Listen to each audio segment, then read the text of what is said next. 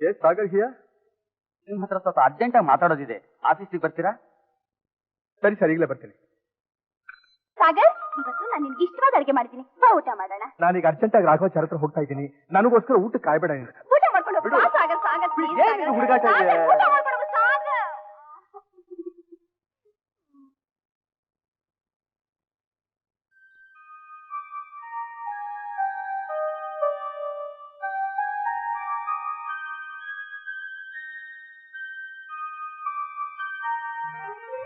S ಅಂದ್ರೆ ಏನು ಗೊತ್ತಾ?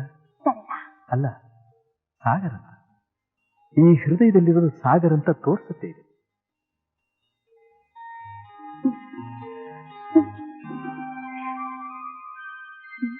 ನಾನೇ ಯಾಕೆ ಹಾಕೊಂಡೆ?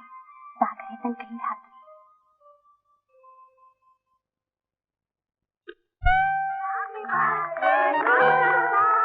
ಏನೇ ಸುಧಾ, ಬರೀ ಚಾಕ್ಲೇಟ್ ಮೇಲೆ ನಿನ್ ಬರ್ತ್ಡೇನ ಮುಗಿಸ್ತಾ ಇದ್ಯಾ? ನನ್ನ ಬರ್ತ್ಡೇ ಆಗಿದ್ರೆ ಎಲ್ರೂ ಮನೆಗೆ ಕರ್ಕೊಂಡು ಹೋಗಿ ಗ್ರ್ಯಾಂಡ್ ಆಗಿ ಪಾರ್ಟಿ ಕೊಡ್ತಿದ್ದೆ.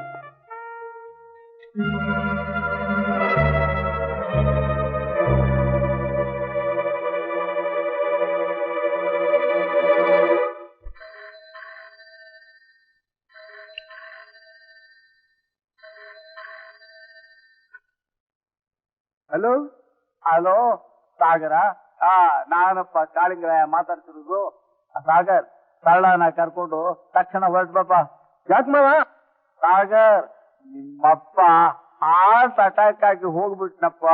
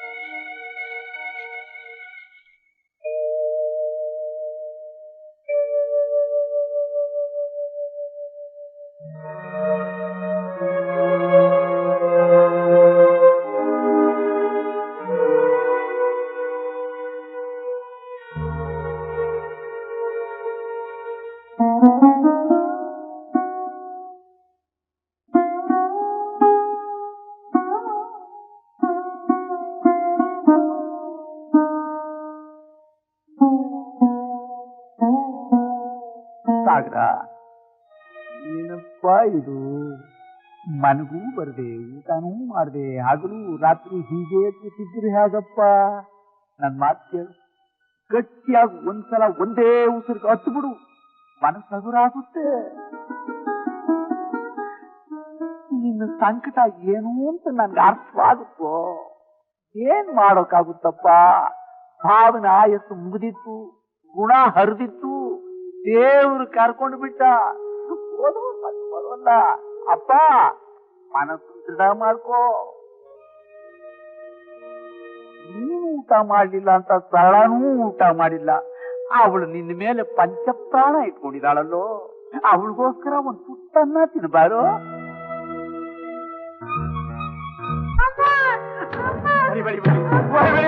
ಬಡಿಬೇಡಿ, ತಾಯಿನ ತಪ್ಲಿನ ಹಿಂಗ ಪಡೆದು ಕೊಲ್ಲೋದು ನೀವು. ಅವ್ರಮ್ಮ ಹೋದಾಗ್ಲೇ ನೆಗೆದು ಬೀಳ್ದೆ, ಇನ್ನು ಬದುಕಿದಾನೆ ನಮ್ ಪ್ರಾಣ ತಿನ್ನೋಕೆ.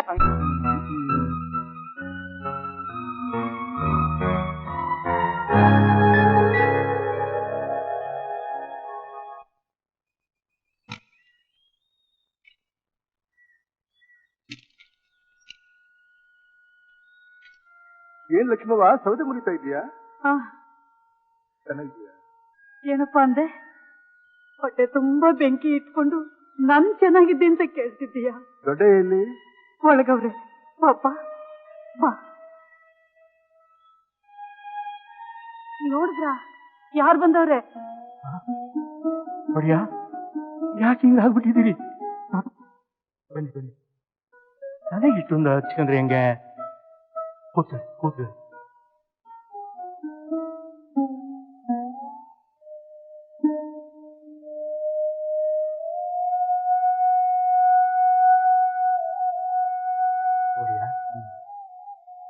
ನಿಮ್ಮ ಮಾವರು ಸಿಕ್ಕಿದ್ರು? ಯಾವ? ಓ, ಕಾಳಿಗ್ರಾಯ. ಹೌದು. ಏನಂತ ಒಂದು? ನೀವು 2 ದಿವಸದಿಂದ ಊಟ ಮಾಡಿಲ್ಲ, ತಿಂಡಿ ತಿಂದಿಲ್ಲ ಅಂತ ಕಣ್ಣೀರು ಹಾಕಿದ್ರು ಪಾಪ. ಅದಕ್ಕೆ ನೀನೇನು ಹೇಳಿ? ಆ ಮೊಸಳೆ ಕಣ್ಣೀರಿಗೆ ನಾನು ಏನು ಹೇಳಿ? ತಿನ್ನಪ್ಪ. ನನಗೆ ಯಾಕೋ ಏನೋ ತಿನ್ಬೇಕು ಅಂತ ನೆನೆಸ್ತಾ ಇಲ್ಲ ಲಕ್ಷ್ಮವ್ವ. ಹಂಗಲ್ಲ ಅನ್ಬಾರ್ದಪ್ಪ. ನಮ್ಗೆಲ್ಲ ಅನ್ನ ಹಾಕೊಂಡ್ ನೀನೇ ಉಪವಾಸ ಇದ್ರೆ ಹೆಂಗೆ? ಈ ಮಾತು ನನ್ಗೆ ಹಿಡಿಸೋದಿಲ್ಲ. ಈ ಜಗತ್ತಲ್ಲಿ ಯಾರು ಅನ್ನ ಕೊಡೋದಕ್ಕಾಗೋದಿಲ್ಲ. ಎಲ್ರಿಗೂ ಅನ್ನ ಕೊಡೋ ನಾ ದೇವ್ರು. ಸರಿ ಕಣಪ್ಪ, ಹಂಗೆ ಆಗ್ಲಿ. ತಿನ್ನಿ. ನಾನ್ ತಿನ್ನತ್ಲಾ?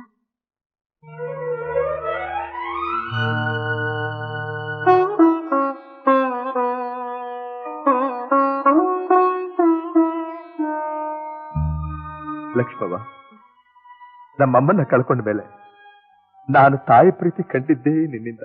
ನಾನು ಯಾವುದೇನೆ ತಾಯಿ ಬಿಡಪ್ಪ. ಹೊಡಿಯ, ನಿಮ್ ತಂದೆಯವರು ಇತ್ತೀಚೆಗೆ ತುಂಬಾ ಕೊರಗ್ತಾ ಇದ್ರು. ಎಷ್ಟೋ ದಿನ ನಂತವ ದೊಡ್ಡಯ್ಯ, ನಾನು 2ನೇ ಮದುವೆ ಮಾಡ್ಕೊಂಡು ತುಂಬಾ ಅನ್ಯಾಯ ಮಾಡ್ಬಿಟ್ಟೆ ಕಣೋ ಅಂತ ಕಣ್ಣೀರಾಗ್ತಾ ಇದ್ರು. ಆ ಕಾಳಿಂಗರಾಯನ್ ನೆರಳು ಕಂಡ್ರೆ ಸಾಕು ನಿಮ್ ತಂದೆ ತುಂಬಾ ಎದುರ್ತಿದ್ರು. ನನಗೆ ಗೊತ್ತಿದೆ, ನನಗೆಲ್ಲ ಗೊತ್ತಿದೆ. ನಿಜ ಏನಮ್ಮ ನೀನ್ ಹೇಳಿದ್ದು? ಹೌದಪ್ಪ. ಸಾಗರ್ಗ ಮೇಷ್ಟ್ರ ಮಗಳ ಮೇಲಿನ ವ್ಯಾಮೋಹ ಇನ್ನೂ ಹೋಗಿಲ್ಲ. ಅವರಿಬ್ರು ಗುಟ್ಟಾಗಿ ಮೀಟ್ ಮಾಡೋದನ್ನ, ಜೊತೆಲಿ ಓಡಾಡೋದನ್ನ ನಮ್ ಫ್ರೆಂಡ್ಸ್ ಎಲ್ಲ ನೋಡಿದ್ದಾರೆ. ಚೆನ್ನಾಗಿದೆ. ನೀನ್ ಅವನ್ ಪ್ರೀತಿ ಸಂಪಾದನೆ ಮಾಡ್ಲಿಂತ ನಿನ್ನೂ ಬೆಂಗಳೂರಿಗೆ ಕಳಿಸಿ ಇಬ್ರು ಒಂದೇ ಮನೇಲಿ ಇಟ್ರೆ ಇಷ್ಟೆಲ್ಲ ನೀನ್ ಮಾಡಿದ್ದು? ನಾನೇನ್ ಮಾಡ್ಲಪ್ಪ? ನಾನ್ ಹತ್ರ ಹೋದ್ರೆ ಕಂಬಳಿ ಹುಳು ನೋಡ್ದ ಹಾಗೆ ದೂರ ಓಡ್ ಹೋಗ್ತಾನೆ. ನೀನ್ ಚಿಕ್ಕ ವಯಸ್ಸಿನಲ್ಲಿ ಅವನು ಕೊಟ್ಟಿರೋ ಕಷ್ಟನ ಅವನಿನ್ನೂ ಮರ್ತಿಲ್ಲ. ಅವಕಾಶ ಸಿಕ್ತಾಗ್ಲಿಲ್ಲ ಜ್ಞಾಪಿಸ್ಕೊಂಡು ಹಂಗಿಸ್ತಾನೆ. ಅವ್ನಿರೋ ರೀತಿ ನೋಡಿದ್ರೆ ಈ ಆಸ್ತಿ ಎಲ್ಲ ನಮ್ ಕೈ ಬಿಟ್ಟು ಹೋಗೋದು ಗ್ಯಾರಂಟಿ ಅಂತ ಕಾಣುತ್ತೆ. ಸರಳ, ಈ ಕಾಳಿಂಗರಾಯನ್ ಕೆಪಾಸಿಟಿ ಏನು ಅನ್ನೋದು ನೀನ್ ಇನ್ನೂ ಅರ್ಥ ಮಾಡ್ಕೊಂಡಿಲ್ಲ. ಒಬ್ಬದ ಗುಳಿಗೆ ಹೇಗೆ 3 ದಾರ ಹಾಕಿ ಪಳಗಿಸ್ಬೇಕು ಅನ್ನೋದು ನನಗ್ ಗೊತ್ತು. ಆ ಸಾಗರ್ನ ಬದುಕಿನ ಬಂಡವಾಳನೇ ನನ್ನ ಮುಷ್ಟಿಲಿದೆ ಗೊತ್ತಾ. ಅವನ್ ನನ್ಗೆ ಎದುರಟ್ಟ ಹಾಕಿದ್ರೆ ಅವನ ಚಪ್ಪಲ್ ಬೇವಾರ್ತಿ ಆಗೋದು ಡೆಫಿನೆಟ್.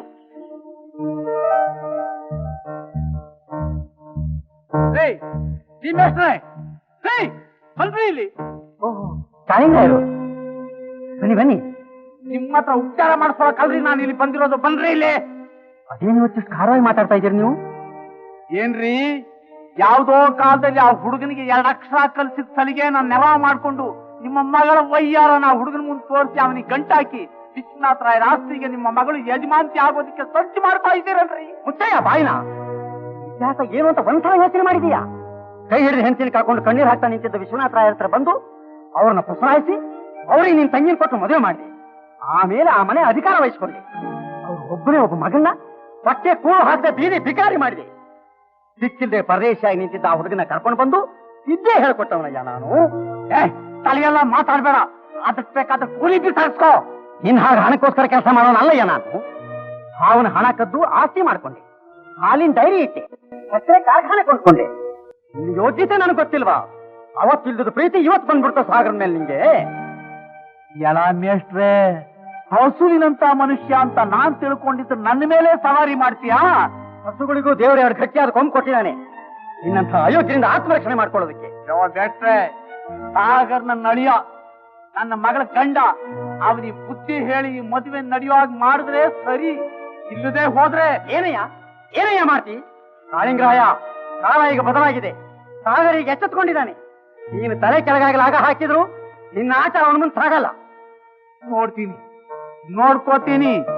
ಪಿಪಿ ಉದೋ ಮಕ್ಕಳಿಗೆ ಆ ಹೇಳ್ಕೊಡೋ ತಕಲಾಂಟಿ ಮೇಷ್ಟ್ರು ನಿನಗೆ ಇಷ್ಟು ಕೊಬ್ಬಿರೋವಾಗ ಊರ್ನ ಹೆಬ್ಬುಲಿ ನನಗಿನ್ನೆಷ್ಟು ಗೈರತ್ತಿರ್ಬೇಕು ನೋಡ್ಕೋತೀನಿ. ಹೋಗಯ್ಯ, ಕಂಡಿದ್ದೀನಿ. ಯಾಕೆ ಮೇಷ್ಟ್ರ ಅವ್ರು ಅಂಕಿಸ್ಕೊಂಡಾಯ್ತವ್ರ? ತಲೆ ಕೆಟ್ಟ ಮನುಷ್ಯ. ನಾಳೆ ಅಮಾಸೆ ಅಲ್ವಾ, ಸ್ವಲ್ಪ ಏರಿದೆ ಅಷ್ಟೇ. ಬಂದ್ರ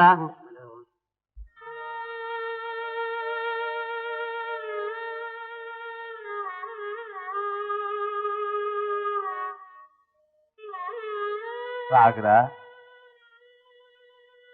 ಮುಂದೆ ಏನ್ ಮಾಡ್ಬೇಕು ಅಂತಿದೀಯಪ್ಪ? ಯಾವುದಕ್ಕೆ? ಮಾಡಬೇಕಾದ ಕರ್ಮಗಳೆಲ್ಲ ಮುಗೀತಲ್ಲ, ಈಗ ಮುಂದಿನ ವ್ಯವಹಾರ ಏನು ಅಂತ ಕೇಳಿದೆ. ಹೇಳೋದಕ್ಕೇನಿದೆ ಮಾವ, ಊರ್ ಹೋಗ್ತೀನಿ, ಮತ್ತೆ ಪ್ರಾಕ್ಟೀಸ್ ಶುರು ಮಾಡ್ತೀನಿ. ಹಾಗೆ ನಿನ್ ಊರ್ಗ್ ಹೋದ್ರೆ ಇಲ್ವ ಆಸ್ತಿ ಪಾಸ್ತಿನೆಲ್ಲ ನೋಡ್ಕೊಳ್ಳೋರು ಯಾರಪ್ಪ? ಹೀಗೆ ಕೇಳ್ತಿದ್ದಿ? ಇಷ್ಟು ದಿವಸ ನೀನೇ ತಾನೇ ನೋಡ್ಕೋತಾ ಇದ್ದೆ.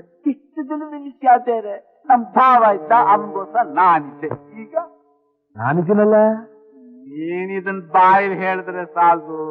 ನೀನ್ ನಮ್ಮವನಾಗಿದೆ, ನಂಗೆ ಈ ಜವಾಬ್ದಾರಿ ಹೊರೋಕ್ ಸಾಧ್ಯ ಇಲ್ಲಪ್ಪ. ನಿಮ್ಮವನಾಗೋದು ಅಂದ್ರೆ ನೀನು ನನ್ನ ಅಳಿಯನಾಗ್ಬೇಕು. ಸ್ಪಷ್ಟವಾಗಿ ಹೇಳ್ತೀನಿ, ಸರಳನ್ನ ನೀನು ಮದುವೆ ಆಗ್ಬೇಕು. ನಮ್ಮಪ್ಪನ ಚಿತೆ ಬೆಂಕಿ ಇನ್ನೂ ಹಾರಿಲ್ಲ. ಉರಿತಾ ಇರೋ ನನ್ನ ಹೊಟ್ಟೆ ಉರಿ ಇನ್ನೂ ತಣ್ಣಗಾಗಿಲ್ಲ. ಅಷ್ಟು ಬೇಗ ನಿನಗೆ ನಿನ್ನ ಮಗಳ ಮದುವೆ ಅವಸರ? ಅಪ್ಪ ಸತ್ತ ಅಂತ ನೀನು ಊಟ ಮಾಡ್ತಿಲ್ವಾ? ನಿದ್ದೆ ಮಾಡ್ತಿಲ್ವಾ? ನಡೀಬೇಕಾದ ವ್ಯವಹಾರ ನಡೆಸ್ತಾ ಇಲ್ವಾ? ನಾನು ಹೆಣ್ಣು ಹೆತ್ತೋನು ಕಣಯ್ಯ. ನನ್ನ ಮಗಳ ಭವಿಷ್ಯ ನನಗೆ ಬಹಳ ಮುಖ್ಯ. ಹೇಳು, ನೀನ್ ಇವಳನ್ನ ಯಾವಾಗ ಮದುವೆ ಆಗ್ತೀಯ ಅನ್ನೋದನ್ನ ನಾನು ತಿಳಿಲೇಬೇಕು. ಈಗ ಈ ವಿಷಯ ಮಾತಾಡೋದಕ್ಕೆ ನಾನು ಸಿದ್ಧವಾಗಿಲ್ಲ. ಸಾಗರ್, ಬೆಕ್ಕು ಕಣ್ಣು ಮುಚ್ಕೊಂಡು ಹಾಲು ಕುಡಿದ್ರೆ ಪ್ರಪಂಚ ಕೂಡ ಇರುತ್ತೆ. ಊರಲ್ಲಿ ನೀನು ಆ ಮೇಷ್ಟ್ರ ವಿದ್ಯಾರಣ್ಯರ ಮಗಳ ಜೊತೆ ಚಕ್ಕಂದ ಆಡ್ತಾ ಇರೋದು ನನ್ಗೆ ಗೊತ್ತಿಲ್ಲ ಅಂತ ತಿಳ್ಕೊಂಡಿದ್ದೇನೆ. ನೀನು ಇಂದರಮ್ಮ, ನೀನು ಕಾಲೇಜ್ ಬಿಟ್ಟ ಮೇಲೆ ಅವಳು ಇವನಿಗೋಸ್ಕರ ಕಾದಿರೋದು, ಇವನು ಅವಳನ್ನ ಹುಡ್ಕೊಂಡು ಹೋಗೋದು, ಇದೆಲ್ಲ ಏನ್ ಹುಡುಗಾಟನಾ? ಸಾಗರ್, ನಿನ್ನಲ್ಲೇ ಪ್ರಾಣ ಇಟ್ಕೊಂಡಿರೋ ನನ್ಗೆ ನೀನ್ ಈ ರೀತಿ ಮೋಸ ಮಾಡಬಹುದಾ? ಮೋಸ ಅನ್ನೋ ಮಾತು ಮಾತ್ರ ಉಪಯೋಗಿಸ್ಬೇಡ ನೀನು. ನೀನ್ ನನ್ನ ಹತ್ರ ಎಷ್ಟು ಸಲಿಗೆಯಿಂದ ನಡ್ಕೊಂಡಿದ್ದೀಯ. ನಾನು ಯಾವತ್ತಾದ್ರೂ ಒಂದು ದಿನ ನಿನ್ನ ಹತ್ರ ಹದ್ಮೀರಿ ನಡ್ಕೊಂಡಿದ್ದೀನ? ನಿನ್ ಮದುವೆ ಆಗ್ತೀನಿ ಅಂತ ಮಾತು ಕೊಟ್ಟಿದ್ದೀನ? Sagar, I love you. I love you Sagar. Sagar, ನಾವಿಬ್ರು ನಿನ್ನಲ್ಲೇ ಜೀವ ಇಟ್ಕೊಂಡಿದ್ದೀವಯ್ಯ. ಮಾವ, ನಾನ್ ಚಿಕ್ಕವನಾಗಿದ್ದಾಗ ನೀನು ನಿನ್ ತಂಗಿ ಇಬ್ರು ಸೇರ್ಕೊಂಡು ಎಷ್ಟರ ಮಟ್ಟಿಗೆ ನನ್ನ ಪ್ರೀತಿಯಿಂದ ನೋಡ್ಕೊಂಡ್ರಿ, ಎಷ್ಟರ ಮಟ್ಟಿಗೆ ನನ್ನ ಪ್ರೀತಿಯಿಂದ ಒದ್ದು ಮನೆಯಿಂದ ಹೊರಗೆ ಹಾಕಿದ್ರಿ ಅನ್ನೋದನ್ನ ನಾನಿನ್ನೂ ಮರ್ತಿಲ್ಲ. ಹೊಸದಾಗ ಅನ್ನ ಹಾಕೋ ದೊಡ್ಡಯ್ಯ ಇಲ್ಲೇ ಇದ್ದಾನೆ. ಆಶ್ರಯ ಕೊಟ್ಟು ಓದಿಸಿದ ವಿದ್ಯಾರಣ್ಯರು ಇನ್ನೂ ಬದುಕಿದ್ದಾರೆ. ಆವತ್ತಿಲ್ಲದ ಅಕ್ರೆ ವಿಶ್ವಾಸ ಇವತ್ತು ಬರೋದಕ್ಕೇನ್ ಕಾರಣ? ನನ್ನ ಆಸ್ತಿ ನಿಮ್ ಕೈ ಬಿಟ್ಟು ಹೋಗದೇ ಇರ್ಲಿ ಅಂತ ತಾನೆ? ನಮ್ ಕೈ ಬಿಟ್ಟು ಹೋಗುತ್ತೆ ಅಂತಲ್ವ ಮುಟ್ಟಾಳ, ನಿನ್ ಕೈ ಬಿಟ್ಟು ಹೋಗದೆ ಇರ್ಲಿ ಅಂತ. ನೋಡು, ನಿಮ್ಮಪ್ಪ ಬರೆದಿರೋ ಉಯಿಲು, ಮನೆ ಬಂಗಾರ ಎಲ್ಲ ನನ್ನ ಮಗಳ ತಾಳೆ ಹೆಸರಿನಲ್ಲಿದೆ. ಜಮೀನು ನಂಬ್ಕೊಂಡು ನೀನೇನಾದ್ರು ತಲಾಟೆ ಆಡಿದ್ರೆ ಭೂ ಸುಧಾರಣೆ ಕಾಯ್ದೆ ಪ್ರಕಾರ ಎಲ್ಲ ರೈತರಿಗೆ ಸೇರುತ್ತೆ. ಲಕ್ಷಾಂತರ ರೂಪಾಯಿ ಬೆಲೆ ಬಾಳೋ ಬಂಗಾರ ನಿನಗೆ ಸೇರ್ಬೇಕಾದ್ರೆ ನನ್ನ ಮಗಳ ಸರಳೆನ ನೀನು ಮದ್ವೆ ಆಗಲೇಬೇಕು. ಮಾವ, ಮನೆ ಒಡವೆ ಎಲ್ಲ ಪಿತ್ರಾರ್ಜಿತವಾದ ಆಸ್ತಿ. ಅದನ್ನ ಬೇರೆಯವ್ರಿಗೆ ಬರೆಯೋ ಹಕ್ಕು ಯಾವ ಮಗನಿಗೂ ಇಲ್ಲ. ಪಿತ್ರಾರ್ಜಿತ ಅನ್ನೋಕೆ ಸಾಕ್ಷಿ ಏನೋ ಇದೆ? ಎಲ್ಲ ಕಾಳಿಂಗ, ಒಬ್ಬ ಲಾಯರ್ನ ಸಾಕ್ಷಿ ಕೇಳ್ತಾ ಇದೀಯ? ನೀನಿಂಥ ವಿಷ ಸರ್ಪ ಅಂತ ಗೊತ್ತಿದ್ದೆ ಕಣೋ. ಲಾಯರ್ ರಂಗಾಚಾರ ಹತ್ರ ಇದ್ದ ನಮ್ ತಾತನ ಒರಿಜಿನಲ್ ವಿಲ್ ಅನ್ನ ಕಳ್ತನ ಮಾಡಿಸಿ ಡೂಪ್ಲಿಕೇಟ್ ವಿಲ್ ಅನ್ನ ಇಡಿಸ್ತೆ. ಮುಟ್ಟಾಳ ನೀನು. ಆ ಡೂಪ್ಲಿಕೇಟ್ ನ ಒರಿಜಿನಲ್ ಅಂತ ತಿಳ್ಕೊಂಡು ಲಪಟಾಯಿಸಿ ಹರಿದು ಹಾಕ್ಬಿಟ್ಟೆ. ನಾನ್ ಹೇಳ್ದಾಗ ವಿಲ್ ಬರೀದೇ ಇದ್ರೆ ನಿನ್ನ ಮಗನ ಕೈ ಕಾಲು ಮುರಿಸ್ಬಿಡ್ತೀನಿ, ನಿನ್ನ ಮನೆ ಬೆಂಕಿ ಹಚ್ಚಿಬಿಡ್ತೀನಿ ಅಂತ ನಮ್ಮ ಅಪ್ಪನ ಹೆದರಿಸ್ತಾ ಇಲ್ಲ ನೀನು? ಸುಳ್ಳು ಸುಳ್ಳು. ಮುಚ್ಚ ಬಾಯಿ. ನೀನು ಕೂಗಾಡಿದ ತಕ್ಷಣ ಸತ್ಯ ಮುಚ್ಚೋಡಕ್ಕಾಗುತ್ತೇನು? ಇಷ್ಟು ದಿನ ನೀನು ಆಡ್ತಾ ಇದ್ದ ಚದುರಂಗದ ಆಟ ಇವತ್ತು ಮುಗೀತು. ನೀನು ಜಬರ್ದಸ್ತಿಂದ ಬರ್ತಿರೋ ಕೆಲ್ಸಕ್ಕೆ ಬರದೇ ಇರೋ ಈ ಪತ್ರಗಳನ್ನ ತಗೊಂಡು ಮರ್ಯಾದೆ ಗಟ್ಟು ಮೂಟೆ ಕಟ್ಟಿದ್ರೆ ಸರಿ. ಅಂದ್ರೆ ಏನು ಮಾಡ್ತೀಯಾ? ಕಾನೂನು ಪ್ರಕಾರ ಮರ್ಯಾದೆ ಕಳಿಸ್ಕೊಡ್ಬೇಕಾಗತ್ತೆ. ಬಿಲ್ಲನ್ನ ಕಳ್ತನ ಮಾಡಿಸಿದ ಅಪರಾಧಕ್ಕೆ ರಂಗಾಚಾರ ಟೈಪಿಸ್ಟ್ ಸಾಕ್ಷಿ ಇದ್ದಾರೆ. ಸಾಯ್ತಾ ಇದ್ದ ನಮ್ಮಪ್ಪನ ಹೆದರಿಸಿ ಬಲವಂತದಿಂದ ಪತ್ರಿಕೆ ಸೈನ್ ಮಾಡಿಸಿದ್ದಕ್ಕೆ ದೊಡ್ಡೆಯ ಸಾಕ್ಷಿ ಇದ್ದಾನೆ. ನೀನು ಮಾಡೋ ಅನ್ಯಾಯ ಅಕ್ರಮಗಳಿಗೆ ರೈತರು ಸಾಕ್ಷಿ ಇದ್ದಾರೆ. ನಿನ್ನ ಕೋರ್ಟ್ನಲ್ಲಿ ನಿಲ್ಲಿಸ್ತೀನಿ, ಮರ್ಯಾದೆ ತೆಗಿಸ್ತೀನಿ, ಕಂಬಿ ಎಣಿಸೋ ಹಾಗೆ ಮಾಡ್ತೀನಿ. ಹೋಯ್ತು ಹೋಯ್ತು.